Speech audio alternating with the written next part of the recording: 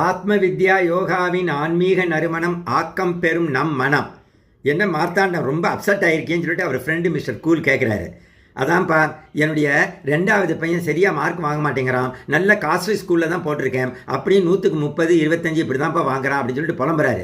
இது எல்லார் வீட்லையும் நடக்கிற பிரச்சனை தானேப்பா. இப்போ தானே 8th ஸ்டாண்டர்ட் படிக்கிறான், எல்லாம் சரியாயிடுவான்னு சொல்கிறாரு.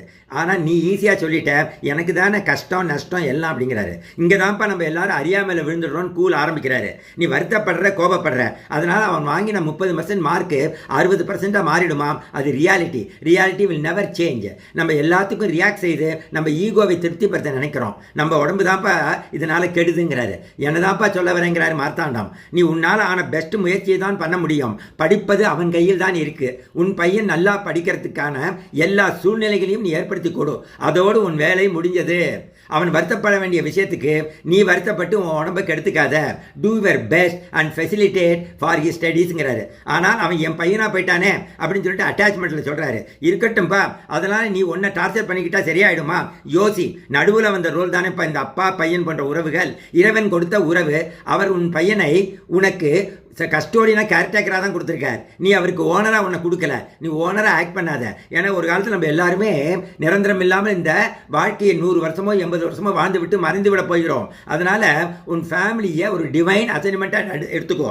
காட்ஸ் அசைன்மெண்ட்டாக எடுத்துக்கோ. ஓனராக எடுத்துக்காதேங்க ஒரு விஷயத்த சொல்கிறார். அவனை நல்ல மார்க் வாங்க வைக்கணும்னு நீ எடுக்கிற முயற்சி வேணும். வேண்டால் தோற்று போயிருக்கலாம்.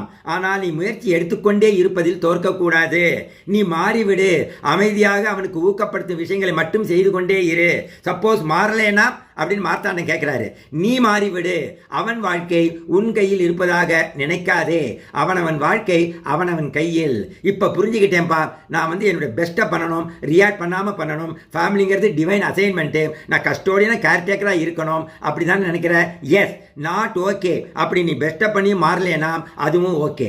நல்லா மாறிட்டான்னா நல்ல மார்க் வாங்கினா அதுவும் okay. So not okay is also okay ஃபார்மிங்கிற அந்த ஐடியாவில் தயவுசெய்து இனிமேல் உன் வாழ்க்கையை நடத்து. அட்டாச்மெண்ட்டை அன்பாக மாற்றிக்கொள். ஸோ கடவுளுடைய கட்டளையாக நினைத்து அதை பண்ணு அப்படின்னு சொல்லிட்டு அவர் சொல்கிறாரு. So this is the thing.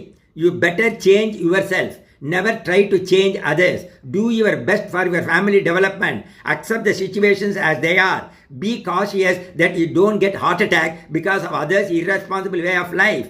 You need to live long with good health to realize your true divine nature. இறைவா நன்றி.